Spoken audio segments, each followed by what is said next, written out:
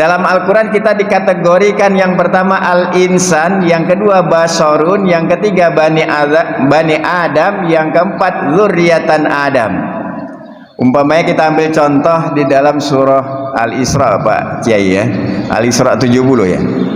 Ya bani Adam khudhu zinatakum inda kulli masjidi wa kulu wasrabu wa la tusrifu innahu la yuhibbul musyrifin. Wahai anak cucu Adam, masuklah kamu ke dalam masjid dengan menggunakan pakaian yang indah-indah. Ya. Kok Quran menyuruh kita menggunakan pakaian yang indah, Pak? Apa sebabnya kira-kira?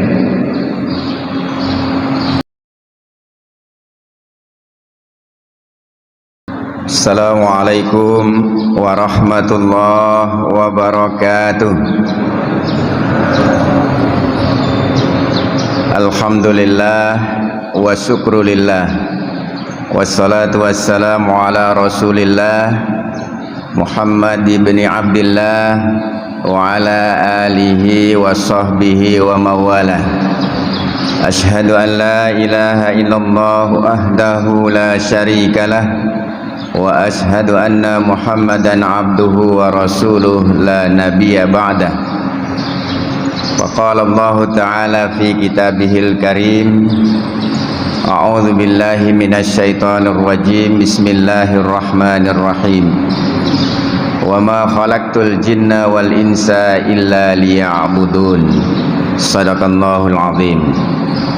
Rabbi shrah li sadri wa yassir li amri wahlul 'uqdatam min lisani yafqahu qawli.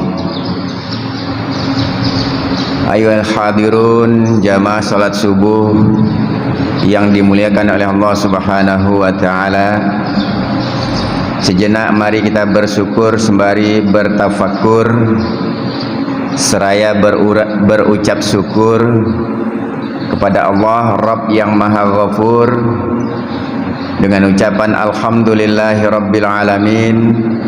Mudah-mudahan kita semua termasuk hamba Allah yang pandai dan selalu bersyukur. Amin ya rabbal alamin. Karena Allah menyindir dalam sebuah ayatnya, qalilan ma tashkurun, hanya sedikit manusia yang mau bersyukur. Mudah-mudahan yang sedikit itu adalah kita yang hadir pada subuh yang mulia ini. Amin ya rabbal alamin. Selanjutnya salawat beriring salam mari kita kirimkan kepada Nabi kita Muhammad sallallahu alaihi wasallam dengan ucapan Allahumma salli ala sayyidina Muhammad wa ala alihi wa ashabihi ajma'in. Bapak-bapak dan ibu-ibu, para alim wal ulama, para asatid wal asatidah yang dimuliakan oleh Allah, pada subuh yang berbahagia ini kita melanjutkan kaji kita seminggu yang lalu, bahwa di bulan Ramadan disebut dengan bulan tarbiyah, bulan pendidikan. Yang namanya pendidikan itu ada guru, ada murid, ada metode dan sebagainya. Makanya judul kita adalah apa Pak? Santri Pak ya. Yang pertama kemarin hurufnya adalah huruf sin. Ini ala saya saja Pak. Enggak ada dalam Quran santri itu yang pertama syari'u ilal maghfirah ya. Tapi Qurannya ada. Jadi maksud syari'u ilal maghfirah artinya kita ini sebagai hamba Allah harus selalu dan sering-sering menuju ampunan Allah Subhanahu wa taala. Dengan cara gimana? Kemarin dengan cara taubat dan nadam. Bertobat kepada Allah dan berjanji tidak akan mengulangi lagi kesalahan kita. Kemudian hari ini kita lanjutkan huruf yang kedua adalah huruf nun. Ya, kita ambil pengertian nunnya itu adalah nahtaju ilal amal. Ya, nahtaju ilal amal. Bahwa kita manusia sangat membutuhkan akan amal. Karena amal itu bukan suatu kewajiban, tetapi merupakan suatu kebutuhan. Kalau kita sudah merasa bahwa amal merupakan kebutuhan kita, maka tidak satu pun dari kita yang merasa terbebani dengan amal tersebut. Sholat subuh beban, Pak? Pak, beban nggak sholat subuh? Ibu, berjamaah beban atau tidak? Kalau merasa beban, berarti dia belum sebagai kebutuhan, tapi hanya sekedar melepas kewajiban. Puasa, kalau kita masih terbebani dengan bulan Ramadan, ya Allah kemarin baru puasa, kok sekarang udah puasa lagi? Padahal Rasul mengatakan, man fariha bidukhuli Ramadan harramallahu jasaduhu minan niran. Barang siapa yang gembira dengan hadirnya bulan Ramadan, maka Allah mengharamkan jasadnya dari api neraka. Insya Allah kita masuk ke surganya Allah lewat pintu-pintu apa, Bu? Ar-Rayyan, ya, pintu Ar-Rayyan. Amin. Bapak Ibu yang saya hormati, bertitik tolak dari apa itu manusia. Kalau dalam Al-Quran kan manusia itu ada beberapa ungkapan. Yang pertama al-insan. Manusia itu dalam Quran al-insan atau an-nas. Kemudian dalam ayat lain Allah memanggil kita dengan ya bani Adam. Kemudian dalam ayat lain Allah memanggil kita dengan basharun. Ana basharum mislukum yuha ilayya. Nabi mengatakan saya adalah manusia biasa seperti kamu. Bedanya apa? Yuha ilayya, saya diberi wahyu, kita tidak. Ya, bukan saya, Pak, tapi Nabi, ya. Jangan pula nanti Imam Subekti dapat wahyu punya agama baru, Pak. Ya. Jadi dalam Al-Quran kita dikategorikan yang pertama al-insan, yang kedua basharun, yang ketiga bani Adam, yang keempat zurriyatan Adam. Umpamanya kita ambil contoh di dalam surah Al-Isra, Pak Kiai, ya. Al-Isra 70, ya. Ya bani Adam khudhu zinatakum inda kulli masjidi wa kulu wasrabu wa la tusrifu innahu la yuhibbul musyrifin. Wahai anak cucu Adam, masuklah kamu ke dalam masjid dengan menggunakan pakaian yang indah-indah. Ya. Kok Quran menyuruh kita menggunakan pakaian yang indah, Pak? Apa sebabnya kira-kira?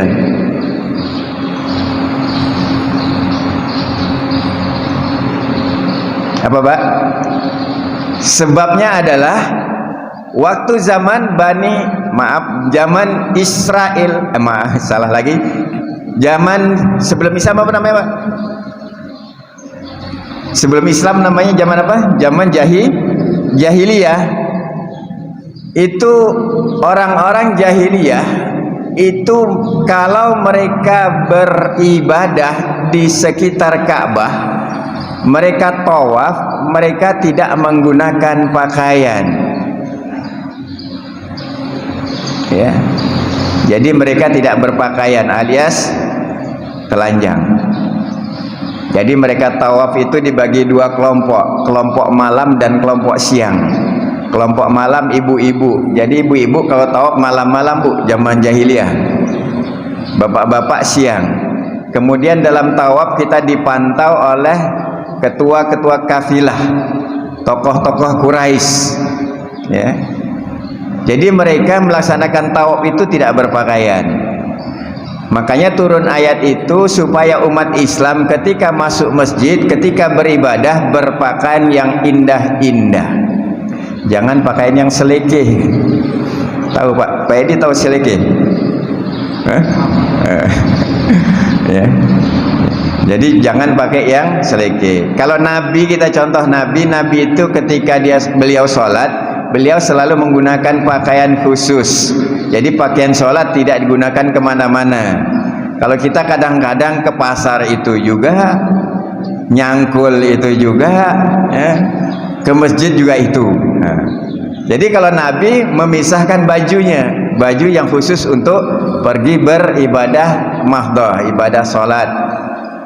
Bahkan Nabi itu walaupun tidak baru, beliau menggunakan pakaian khusus ketika Idul Fitri.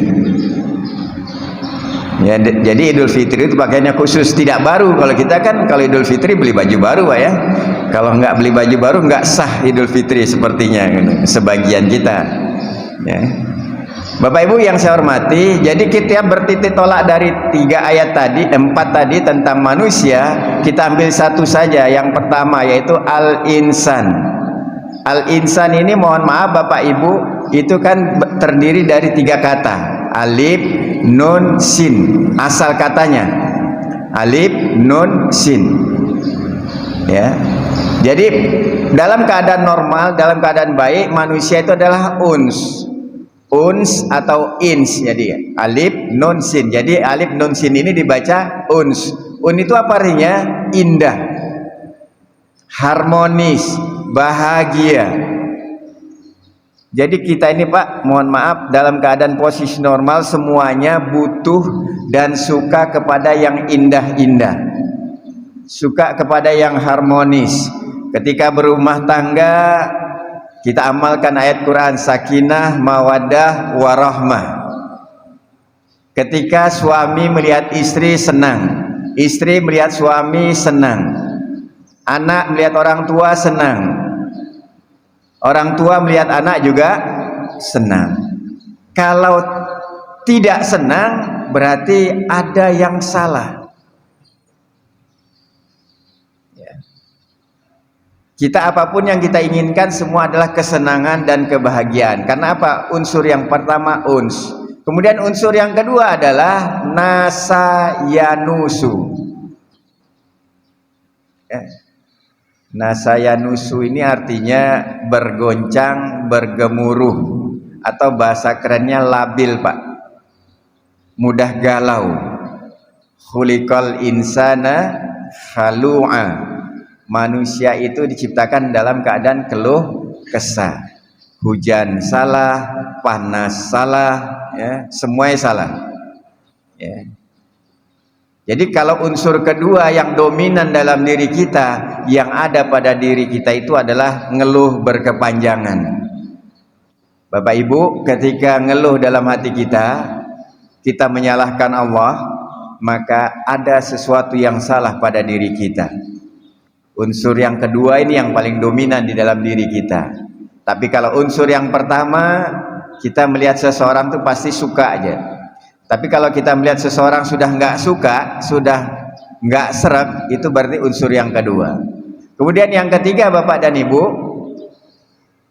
al-insan itu berasal dari kata nasiya, nun, sin, dan ya. Kalau nasa tadi nun, alif, dan sin. Jadi nasia ini artinya lupa, lalai, salah, dan silap. Karena manusia memang tidak ada yang sempurna. Kalau ada orang mengatakan sempurna Bapak Ibu, berarti perlu dipertanyakan kemanusiaannya. Ya Pak ya.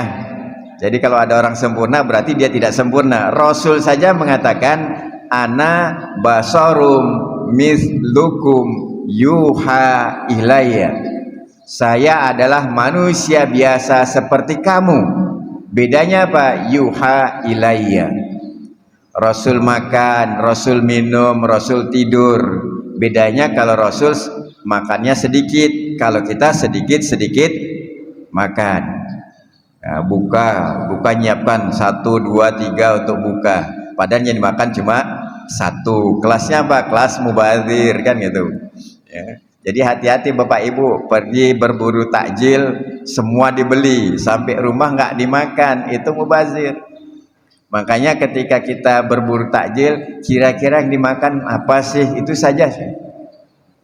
Ya, kalau saya kebiasaan paling makan kurma 3 buah, minum air putih, makan kue 1, langsung ke musola atau ke masjid.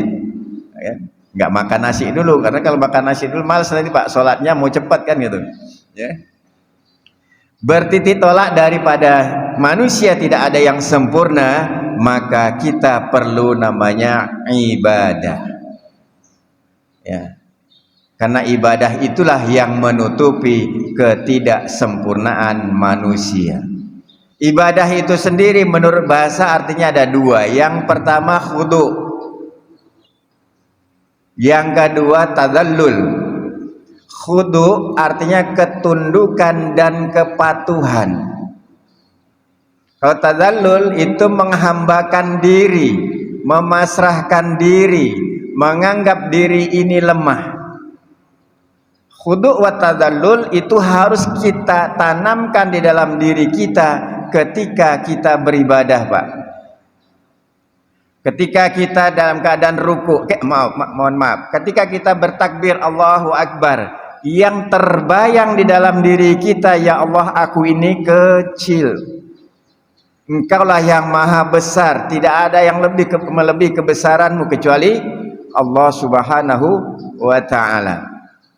Tapi ketika kita bertakbir, kita belum merasakan seperti itu, masih juga teringat yang lain-lainnya, berarti kita belum termasuk ibadah dalam arti yang sebenarnya.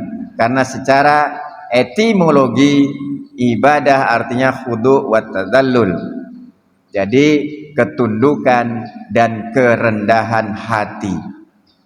Ketika kita ruku itu apa maknanya? Ruku maknanya adalah merendahkan diri kita kepada Allah Subhanahu wa ta'ala. Kita tidak ada apa-apanya, kita tidak tinggi, derajat apapun yang kita miliki di dunia ini sangat terbatas. Ya, kerendahan itu yang harus kita tanamkan dalam diri kita masing-masing.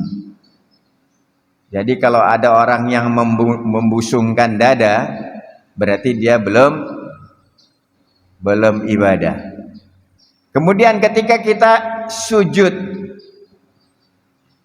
itu Pak yang kita pikirkan, ya Allah, aku ini adalah manusia. Manusia itu terdiri dari unsurnya apa Pak? Ada angin, ada api, ada air, ada tanah, kan gitu Pak. Ya. Annallaha khalaqa Adam min qabdah. Sesungguhnya Allah Subhanahu wa ta'ala menciptakan Adam itu dari qabdah. Qabdah itu artinya tanah liat, tanah hitam. Ya. Annallaha khalaqa Adam min qabdah, itu dalam hadis qudsi, Pak. Qabadaha min jami'il ardi. Tanahnya itu diambil oleh Allah dari seluruh tanah yang ada di muka bumi. Ya. Jadi ada tanah kita mungkin dari Eropa, maka kita tinggi, mancung, putih, black sweet ya. Maaf, salah black sweet. Ya. Ja'a minhumul abyadu, sehingga dari min jamil ardi tadi Bapak Ibu, kita itu akan dikembalikan ke tanah mana kita diciptakan. Ja'a minhumul abyadu wal ahmaru wal aswadu wa baina dzalik. Jadi bahan baku kita itu dari seluruh tanah yang ada di muka bumi ini, ya. Kemudian kita akan kembali ke tanah mana kita? Kalau bahan baku kita nenek moyang kita itu mungkin dulu dari Eropa, mungkin tinggi, besar, putih, matanya coklat, ya. Tapi umpamanya badan kita tuh semekot apa pedi? Semeter kotor ya. Pendek, hitam, legam, mungkin dari benua yang mana gitu kan. Jadi kita tidak bisa menyalahkan Allah, tidak bisa menyalahkan kedua orang tua kita. Ada pertanyaan kemarin mahasiswa saya hari Selasa sore, Pak, bapak saya putih, ibu saya putih, tinggi, besar, hidung mancung, kenapa kok saya semekot Pak, hitam lagi badan saya Pak? Apa kira-kira penyebab Pak?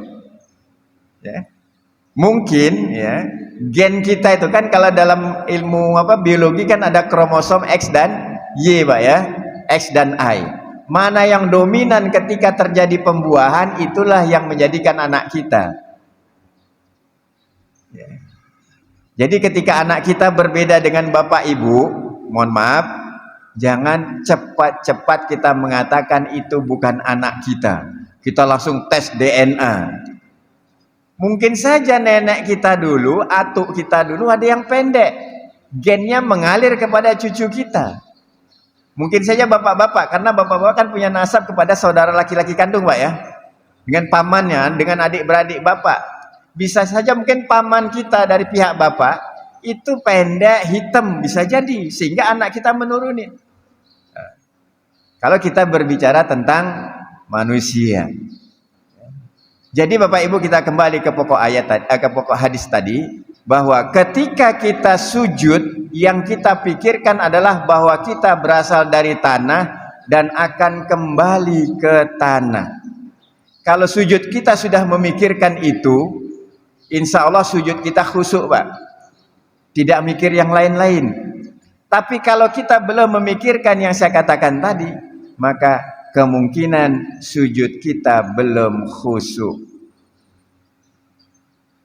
Ya, itu makna daripada ibadah. Kemudian Bapak Ibu, ibadah itu kan dalam Islam secara syariat dibagi menjadi dua. Yang pertama ibadah mahdhah, yang kedua adalah ibadah ghairu mahdhah.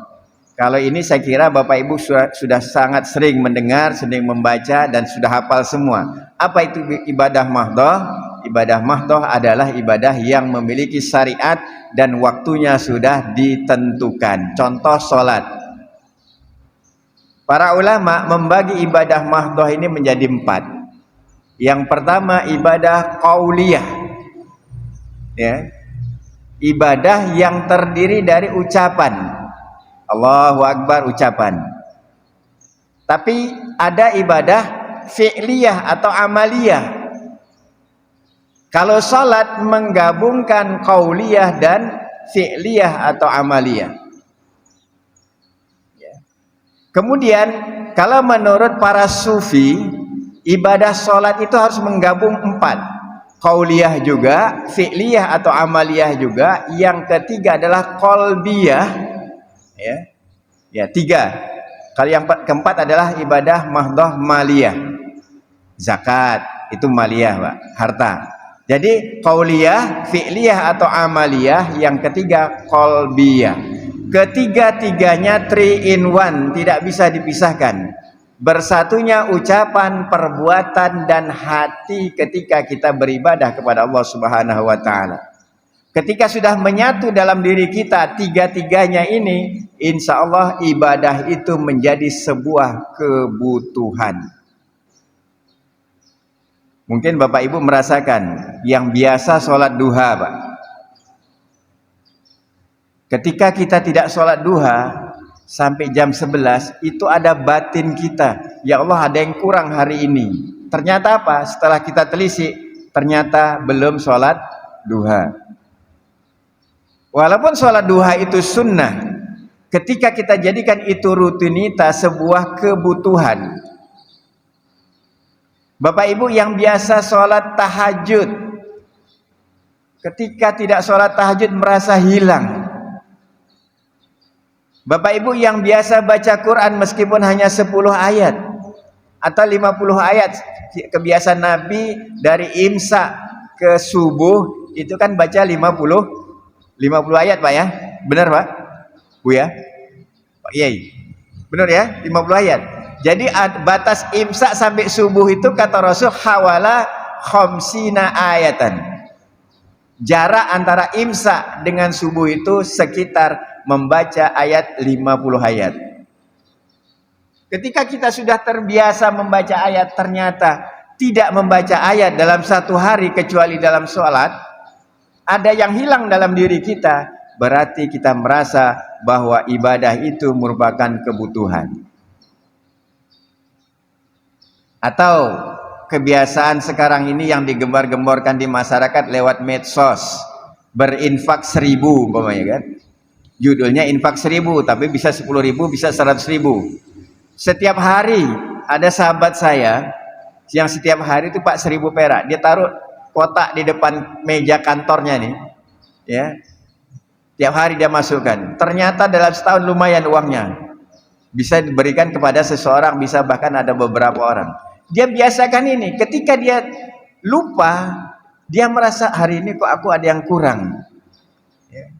Jadi Bapak dan Ibu, ibadah yang seperti ini adalah ibadah yang tidak wajib. Infak, sedekah kan tidak wajib, tapi kalau menjadi rutinitas menjadi sebuah kebutuhan. Tapi kalau ibadah mahdhah itu wajib. Yang kedua adalah ibadah ghairu mahdhah, yang tidak ada syariatnya, tidak ada tata caranya, tidak ada waktu ditentukan, kan gitu. Jadi bebas saja, ya. Jadi kebiasaan-kebiasaan baik kita itu semua dikategorikan dengan ibadah ghairu mahdhah. Bapak dan Ibu yang saya hormati, cukup sekian saya kira pada pagi hari ini. Yang penting bagi kita nahtaju ilal amal, bahwa kita sebagai umat Islam harus benar-benar membutuhkan amal ibadah untuk mengisi jasmani, rohani dan kolbu kita, supaya kita menjadi insan kamil. Amin ya rabbal alamin. Mohon maaf atas segala kekurangan. Wallahul muwaffiq ila aqwamit thoriq. Wassalamualaikum warahmatullahi wabarakatuh.